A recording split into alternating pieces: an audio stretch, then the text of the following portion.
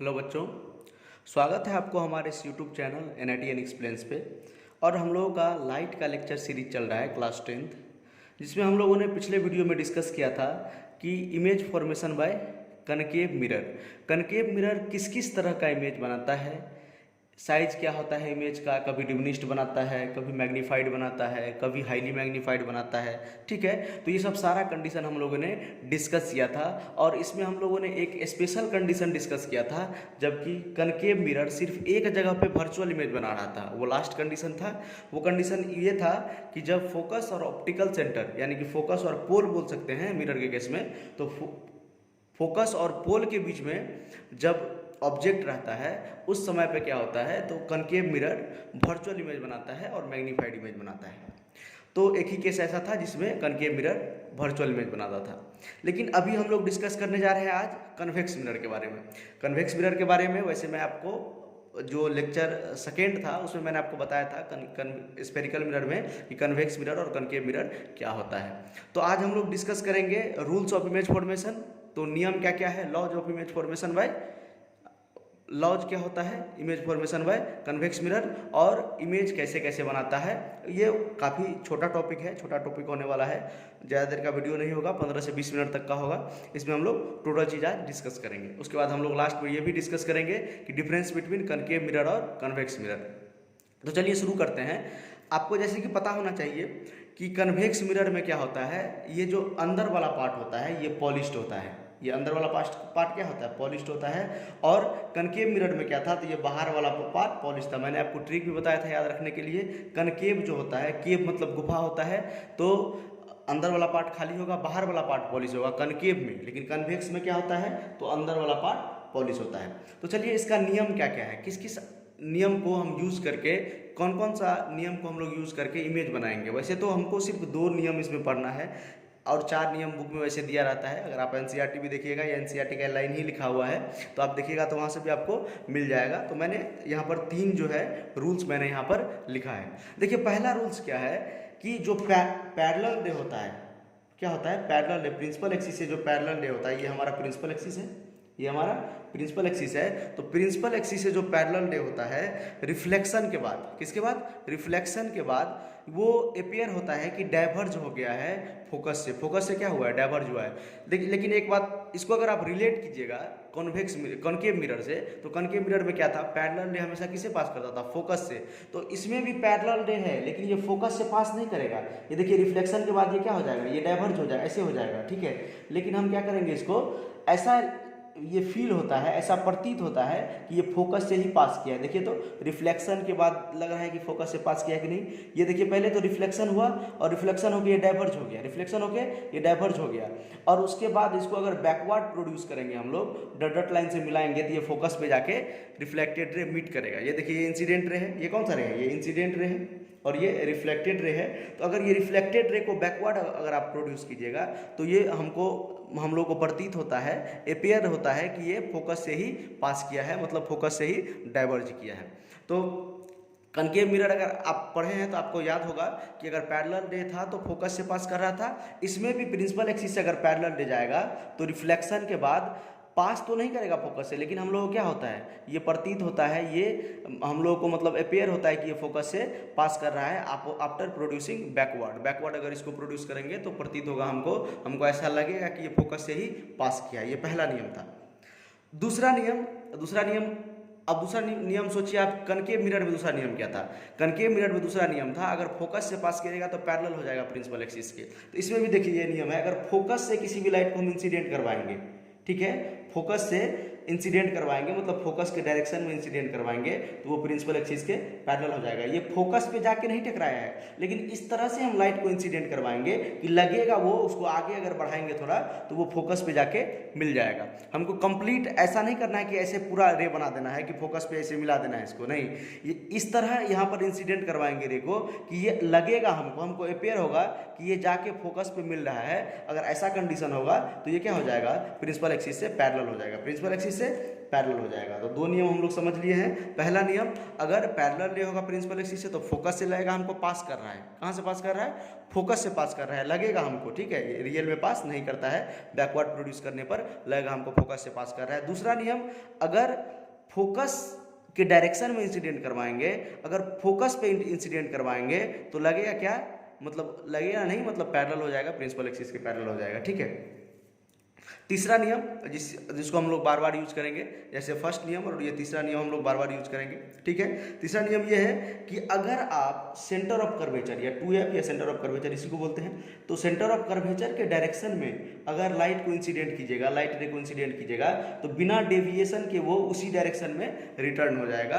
और ये मतलब काफ़ी आसान चीज़ भी है, क्योंकि ये जो होता है, ये जो रिफ्लेक्टिंग सरफेस होता है ना, ये इससे ये 90 डिग्री का एंगल बना लेता है। कितना एंगल बना लेता है? ये नॉर्मल हो जाता है to the surface, normal to the surface.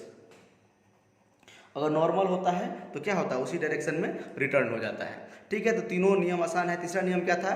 अगर सेंटर ऑफ कर्वेचर के डायरेक्शन में रे को इंसिडेंट करवाएंगे तो उसी डायरेक्शन में रे क्या हो जाएगा? बिना डाइवर्ज किए वो उसी डायरेक्शन में क्या हो जाएगा? रिटर्न हो जाएगा रे, ठीक है। क्यों होता है ऐसा? क्योंकि ये जो रे होता है, ये देखिए, ये जो रे है, ये मिरर का जो ये रिफ्लेक्टिंग सरफेस है, ये जो रिफ्लेक्टिंग सरफेस है मिरर का, इससे ये 90 डिग्री का एंगल बना लेता है। कितना एंगल बना लेता है? 90 डिग्री। इसको क्या बोलते हैं? नॉर्मल या परपेंडिकुलर भी बोलते हैं हम लोग। तो 90 डिग्री का एंगल बनाने से क्या होता है? तो इस सरफेस से क्या हो जाता है? परपेंडिकुलर, और परपेंडिकुलर होने का कारण क्या होता है? ये रे जो होता है उसी डायरेक्शन में रिफ्लेक्ट कर जाता है। तो चलिए, अभी हम लोग पढ़ चुके हैं कन्वेक्स मिरर के बारे में, image formation by convex mirror, और रूल्स था ये, किस किस रूल्स को यूज करके हम लोग इमेज बनाएंगे। आगे हम लोग पढ़ेंगे कि कैसे कैसे इमेज बनता है।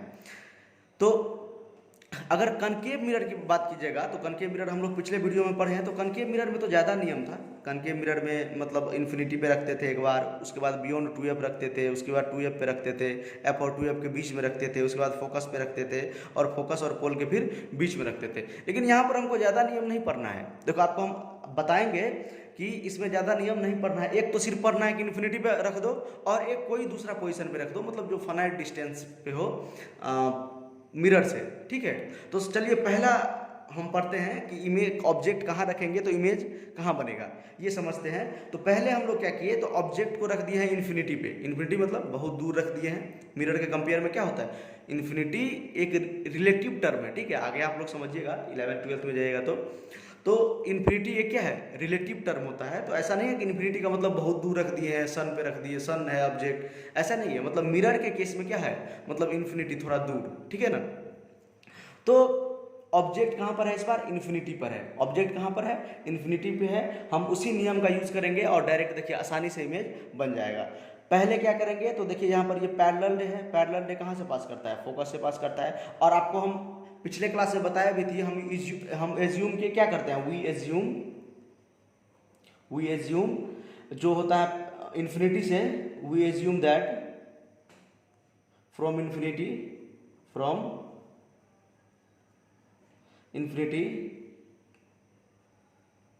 Parallel rays come. इन्फिनिटी से कौन सा रे आता है? पैरेलल रे आता है, ठीक है। पैरेलल रे इन्फिनिटी से आता है। तो ऑलवेज हम लोग क्या एज्यूम करेंगे कि इन्फिनिटी से कौन सा रे आता है? पैरेलल रे आता है। तो चलिए, ऑब्जेक्ट जब इन्फिनिटी पे होगा तो क्या कंडीशन होगा? तो ऑब्जेक्ट इन्फिनिटी पे है तो वहाँ से कौन सा रे आया? पैरेलल रे आया, जो कि किससे पैरेलल है? प्रिंसिपल एक्सिस से पैरेलल है। तो देखिए, ये पैरेलल रे कहाँ क्या हो जाएगा? डाइवर्जेंट हो जाएगा। और ये क्या होगा? इसको अगर बैकवर्ड प्रोड्यूस करेंगे तो हमको लगेगा कि ये फोकस पे जाके मीट कर रहा है। उसी तरह देखिए, नीचे से एक मैंने पैरेलल रे ले लिया और उसके बाद इसको भी बैकवर्ड प्रोड्यूस करेंगे तो ये लगेगा कहाँ पर मिल गया? इन्फिनिटी पर मीट कर गया है। तो देखिए, यहाँ पर क्या बन जाएगा? इमेज बन जाएगा। यहाँ पर रियल इमेज बनेगा? नहीं बनेगा। आपको मैंने बताया था, रियल इमेज तब बनता है जब रियल में रे मीट करता हो, जब रियल में रिफ्लेक्टेड रे मीट करेगा, तब जाके क्या बनेगा? रियल इमेज बनेगा। अब वर्चुअल इमेज कब बनता है? जब रियल में रिफ्लेक्टेड रे मीट नहीं करेगा, हम उसको जबरदस्ती मीट करवाएंगे, मतलब उसको फोर्सफुली मीट करवाएंगे, बैकवर्ड प्रोड्यूस करके डॉट लाइन से मीट करवाएंगे, तब जाके क्या बनता है? वर्चुअल इमेज बनता है। तो एक बात बताइए, ये जो पैरेलल रे है, ये रिफ्लेक्शन करने के बाद इधर गया, ये भी पैरेलल रे है, रिफ्लेक्शन करने के बाद इधर आया, ये दोनों कभी मिलेगा? नहीं मिलेगा। डाइवर्जेंट रे है, दोनों का डिस्टेंस हमेशा इंक्रीज ही करता जाएगा। इसलिए देखिए, ये भी रिफ्लेक्टेड रे है, ये भी रिफ्लेक्टेड रे है, ये भी रिफ्लेक्शन के बाद इधर गया, ये रिफ्लेक्शन के बाद इधर गया, ये दोनों कभी आपस में नहीं मिलेगा। तो हम लोग क्या करते हैं, तो इसको बैकवर्ड प्रोड्यूस करते हैं। बैकवर्ड प्रोड्यूस करने पर ये कहाँ मिल जाता है, फोकस पे मिल जाता है, क्योंकि पैरेलल रे कहाँ होता है, पैरेलल रे फोकस पे हमको लगता है फोकस से डाइवर्जेंट हुआ है, ठीक है। तो हम लोग क्या करेंगे, यहाँ से नेचर ऑफ इमेज लिखते हैं। चलिए, तो नेचर ऑफ इमेज में पहला नेचर क्या है कि वर्चुअल इमेज बनाएगा। कौन सा इमेज बनाएगा, वर्चुअल इमेज बनाएगा। क्यों बनाएगा वर्चुअल इमेज, क्योंकि रियल में ये दोनों लाइन मीट नहीं किया है, रियल में ये दोनों रिफ्लेक्टेड रे मीट नहीं किया है, इसीलिए ये वर्चुअल इमेज बनेगा, क्योंकि डॉटेड लाइन से हम लोगों ने मिलाया है। वर्चुअल बनता है तो हमेशा इरेक्ट बनता है। इरेक्ट का मतलब सीधा, वर्चुअल बनेगा तो हमेशा इरेक्ट। और रियल बनता था तो हमेशा इन्वर्टेड, मतलब उल्टा बनता था। रियल बनता था तो हमेशा इन्वर्टेड, ठीक है। अगर आपको थोड़ा कम समझ में आ रहा है अभी, तो आप हमारा इससे पिछला वाला लेक्चर जो कि लाइट का लेक्चर 3 है वो जाके देखिए, उसके बाद ये लेक्चर आप फॉलो कीजिए, तो आपको ज़्यादा समझ में आएगा और मज़ा आएगा पढ़ने में। तो इरेक्ट का मतलब होता है सीधा। इरेक्ट का मतलब क्या होता है, सीधा।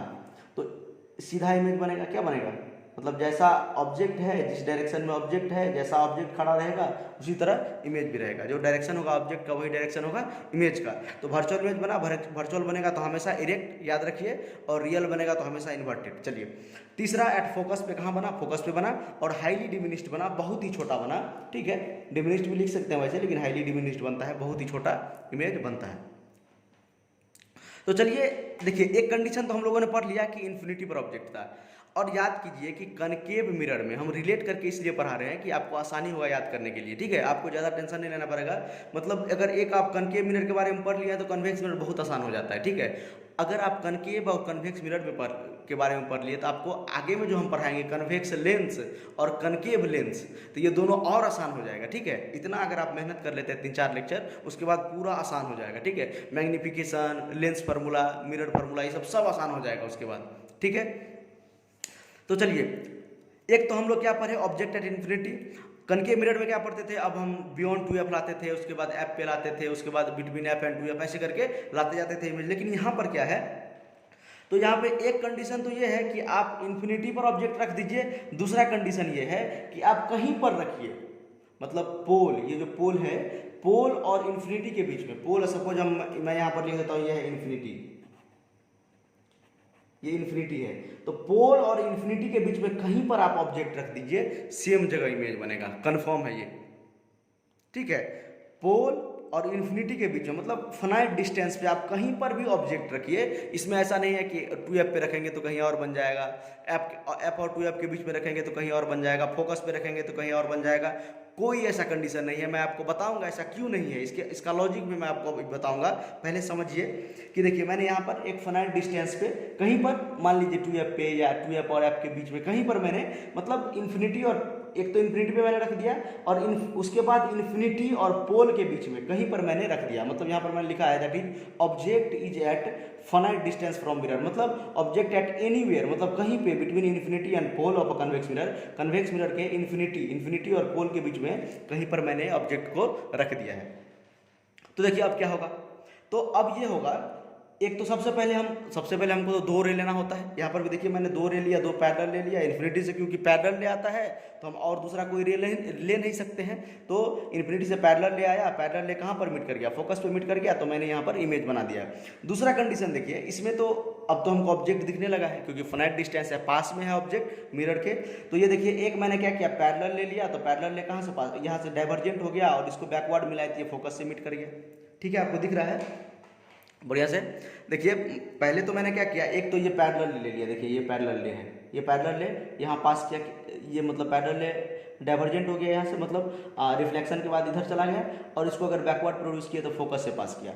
दूसरा देखिए मैंने क्या किया, देखिए यहाँ से डायरेक्ट मैंने किसके मतलब सामने मारा है, देखिए ये रे को मैंने क्या किया है, एकदम ठीक सामने इंसिडेंट किया है सेंटर ऑफ कर्वेचर के, सेंटर ऑफ कर्वेचर के ठीक सामने मैंने इंसिडेंट किया है। और मैंने आपको सेकेंड नियम में बताया भी था, ये क्या होता है, सेंटर ऑफ कर्वेचर के ठीक सामने इंसिडेंट करते हैं तो ये 90 डिग्री, मतलब जो ये रिफ्लेक्टिंग सरफेस है, ये रिफ्लेक्टिंग सरफेस से 90 डिग्री का एंगल बना लेता है ये रे, और ये क्या हो जाता है, सेम डायरेक्शन में रिफ्लेक्ट कर जाता है, ये सेम डायरेक्शन में रिफ्लेक्ट कर जाता है। तो ये देखिए, इसके डायरेक्शन में मारे थे, तो इसको अगर आगे मिलाइएगा तो ये क्या हो जाएगा, ये दोनों यहाँ पर जाके कट करेगा, और यहाँ पर क्या बन जाएगा, ये इमेज बन जाएगा। यहाँ पर ये क्या बन जाएगा, इमेज बन जाएगा। ये क्या था, ये था ऑब्जेक्ट, ये क्या था, ऑब्जेक्ट, तो देखिए अब हम देखते हैं कि नेचर क्या होता है, ठीक है। तो नेचर पहला वर्चुअल इमेज बनाएगा, क्योंकि वर्चुअल इमेज इसलिए बनाएगा क्योंकि डॉट लाइन से मिलाए हैं। ये देखिए ये रे और ये रे कभी मीट करेगा, ये तो ऐसे गया अब फिर इसी डायरेक्शन में रिटर्न हो गया, क्योंकि परपेंडिकुलर बना रहा है, नॉर्मल है यहाँ से सरफेस के नॉर्मल है, इसीलिए उसी डायरेक्शन में रिटर्न हो गया। तो ये और ये रे कभी मिलेगा नहीं, तो इसको हम क्या करेंगे, बैकवर्ड प्रोड्यूस करेंगे। बैकवर्ड प्रोड्यूस करने पर जहाँ मिलेगा, बैकवर्ड प्रोड्यूस करने का भी कंडीशन है कि ये रिफ्लेक्टेड मतलब ये पैरेलल ले था तो फोकस से पास किया, और मतलब फोकस से लगता है पास किया है, और ये मतलब सेंटर ऑफ कर्वेचर के सामने मारे हैं, तो ये कहाँ जाके मिलेगा, सेंटर ऑफ कर्वेचर पे मिलेगा। तो ये दोनों रे जहाँ पे मीट करेगा, ये दोनों रे जहाँ पर मीट करेगा, इस यहाँ पर क्या बनेगा, ऑब्जेक्ट बनेगा। और ऑब्जेक्ट का साइज आप देख सकते हैं डिमिनिश्ड है, बहुत ही छोटा है, और बिटवीन एफ एंड पोल है, फोकस एंड पोल के बीच में है, इरेक्ट है और वर्चुअल है। वर्चुअल है, इरेक्ट है, क्योंकि वर्चुअल इसलिए है कि डायरेक्ट लाइन से मैंने मिलाया है। देखिए मैंने जो आपको तभी बताया था, एक कंडीशन आप इन्फिनिटी वाला ले लिए हैं और एक कंडीशन ऑब्जेक्ट फोकस मतलब इन्फिनिटी और पोल के बीच में कहीं पर ले लीजिए। इसका लॉजिक क्या है, और ये भी मैं आपको बता दूं कि हमेशा इमेज यहीं पर बनेगा, फिक्स है। एक तो फोकस पे बनेगा, उसके बाद फोकस और पोल के बीच में ही हमेशा इमेज बनेगा। ऑब्जेक्ट आप कहीं पर रखिए, ऑब्जेक्ट आप कहीं पर रखिए। देखिए इसका लॉजिक क्या है, इसका लॉजिक ये है कि आप एक बात बताइए, जो इमेज बनता है, इमेज दो रे के मिलने पे बनता है, या तो रियल में मीट करे या डॉट लाइन से हम लोग उसको ज़बरदस्ती मिलाएं, ठीक है। या तो रियल में मीट करे या हम लोग उसको मिलाएंगे, ठीक है, डॉट लाइन से मिलाएंगे, तो कम से कम दो रे मीट करेगा। एक बात बताइए, देखिए ये रे जो है, ये रे कहाँ पर जा रहा है, सेंटर ऑफ कर्वेचर पे जाके मीट कर रहा है, और ये रे जो है फोकस से आगे नहीं जा रहा है। ये जो हमारे ये रे जो है, जो पैरेलल रे इधर डाइवर्जेंट हो गया और इसको डॉट लाइन से मिलाएंगे तो फोकस से जो पास कर रहा है। एक बात बताइए, ये फोकस से आगे कभी जाएगा, ये रे जो है, ये वाला रे जो है, ये वाला रे फोकस से आगे कभी जाएगा, फोकस से आगे कभी नहीं जाएगा, क्योंकि फोकस से पास करेगा। तो फोकस से आगे कभी नहीं जाएगा, तो फोकस के आगे इमेज बन सकता है। ये लाइन इसको फोकस से आगे कट कर सकता है, नहीं कर सकता है, फोकस से पहले कर सकता है कट, मतलब पोल और फोकस के बीच में ही क्या कर सकता है, कट कर सकता है। तो इसीलिए जो है हमेशा इमेज कहाँ बनेगा, फोकस और पोल के बीच में बनेगा, या तो फोकस से बनेगा, फोकस इसका एक्सट्रीम पोजीशन हो गया, मतलब फोकस के बाहर ये नहीं बन सकता है, मैक्सिमम कहाँ तक जा सकता है, फोकस तक। और आप कहीं भी ऑब्जेक्ट को रखिए, इमेज हमेशा बनेगा फोकस और पोल के बीच में। एक बार फिर मैं आपको समझा दूं, जो ये वाला रे है, ये वाला रे तो जाके यहाँ पर मिल गया, चलिए ठीक है ये कंडीशन। लेकिन ये जो फोकस से जो ये रे पास कर रहा है, पैरेलल रे जो ये फोकस से प्रतीत होता है कि पास कर रहा है, ये बैकवर्ड प्रोड्यूस करने पे जो फोकस पे मिल रहा है, ये रे देखिए, ये रे तो यहाँ से आगे तो नहीं जा रहा है, तो ये रे यहाँ से आगे नहीं जाएगा, यहीं पर देखिए बेंड हो गया है, तो ये यहाँ से आगे इसका इमेज बनेगा, कहीं पर नहीं बनेगा। यहाँ से आगे इमेज तो बन ही नहीं सकता है, क्योंकि ये रे यहीं पर बेंड हो गया है, यहाँ से आगे नहीं गया है, ये रे इससे मिल ही नहीं सकता है यहाँ से आगे। इसीलिए अगर हम एक कंडीशन इन्फिनिटी पे रखें, एक कंडीशन प्रिंसिपल और इन्फिनिटी के बीच में रखेंगे, तो हमेशा इमेज बनेगा फोकस एंड पोल के बीच में, फोकस एंड पोल के बीच में, और डिमिनिश्ड इमेज बनेगा, हमेशा डिमिनिश्ड इमेज बनेगा, ठीक है। आई होप आपको समझ में आया, अगर नहीं भी समझ में आया है तो आप लेक्चर को पीछे करके देख सकते हैं, ठीक है। चलिए अब हम लोग पढ़ते हैं छोटा सा एक और टॉपिक कि डिफरेंस बिटवीन कनकेव मिरर और कन्वेक्स मिरर। मैं आपको लेंस में भी बताऊंगा कन्वेक्स लेंस और कनकेव लेंस के बीच में क्या डिफरेंस होता है। चलिए हम लोग पढ़ते हैं डिफरेंस क्या है। तो सब अगर आप वो लेक्चर देख के यहाँ पर आए हैं तो आपको समझ में आएगा कि देखिए कनकेव मिरर जो था वो always forms real inverted image बनाता था, हमेशा रियल इन्वर्टेड इमेज। एक कंडीशन को छोड़ के जब ऑब्जेक्ट कहाँ पर था, फोकस और पोल के बीच में था। कहाँ पर था, फोकस और पोल के बीच में था। तो फोकस और पोल के बीच में जब रहता है तो वहाँ पर डाइवर्जेंट रे आ जाता है और एक वर्चुअल इमेज बन जाता है। कौन सा इमेज बन जाता है, वर्चुअल इमेज, ठीक है। तो एक ही कंडीशन ऐसा है कौन सा मिरर में, कनकेव मिरर में एक ही कंडीशन ऐसा है जिसमें वर्चुअल इमेज बनता है, जिसमें क्या बनता है, वर्चुअल इमेज बनता है, बाद बाकी हमेशा रियल इमेज बनाता है। तो आप ये भी बोल सकते हैं डिफरेंस बिटवीन में, it can form both virtual and real images, it can form both virtual and real images बोल सकते हैं। इसमें बोल सकते हैं ये always form virtual image. Concave mirror आपने देख लिया, दो ही तो कंडीशन था इसका, उसमें भी वो दो कंडीशन में क्या बनाता था, हमेशा वर्चुअल इमेज बनाता है। वर्चुअल बनाता है तो इरेक्टिव बनाएगा, इरेक्ट मतलब सीधा, इरेक्ट मतलब सीधा, वर्चुअल है तो इरेक्टिव बनाएगा, वर्चुअल है तो इरेक्टिव बनाएगा, ठीक है। तो कनकेव मिरर के आप हर टाइप का इमेज, मतलब कनकेव मिरर जो था दोनों टाइप का इमेज बना सकता है, वर्चुअली बनाता है, रियल भी बनाता है। वर्चुअल सिर्फ एक केस में बनाता है, फोकस और ऑप्टिकल सेंटर के बीच में जब इमेज रहेगा, ऑब्जेक्ट रहेगा, ठीक है। फोकस और ऑप्टिकल सेंटर के बीच में जब ऑब्जेक्ट रहेगा तो वो वर्चुअल इमेज बनाएगा, और बाद बाकी रियल एंड इन्वर्टेड इमेज बनाता है। लेकिन कन्वेक्स मिरर हमेशा वर्चुअल इमेज बनाएगा। दूसरा, द साइज, जो इमेज का साइज होगा वो तो डिमिनिश्ड हो सकता है। वो इमेज का साइज या तो डिमिनिश्ड किसमें, कनकेव मिरर में, या तो सेम साइज एज ऑब्जेक्ट हो सकता है, या स्मॉलर देन ऑब्जेक्ट हो सकता है, या मैग्नीफाइड। मतलब हर तरह का इमेज ये बनाता है, हर तरह का साइज का इमेज बनाता है। सेम साइज बना देगा जब 2f पे रहता है, डिमिनिश्ड बना देगा जब फोकस पे रहेगा, मैग्नीफाइड बना देगा जब इन्फिनिटी पर इमेज बनता है। तो मतलब हर एक, आपको पिछले वीडियो में मैंने बताया था कि हर तरह का इमेज क्या बनाता है, कनकेव मिरर बनाता है। लेकिन ये सिर्फ डिमिनिश्ड इमेज बनाता है। डिमिनिश्ड या लिख सकते हैं highly diminished, highly diminished and highly diminished, यही सिर्फ दो तरह का इमेज ये बनाता है, ठीक है।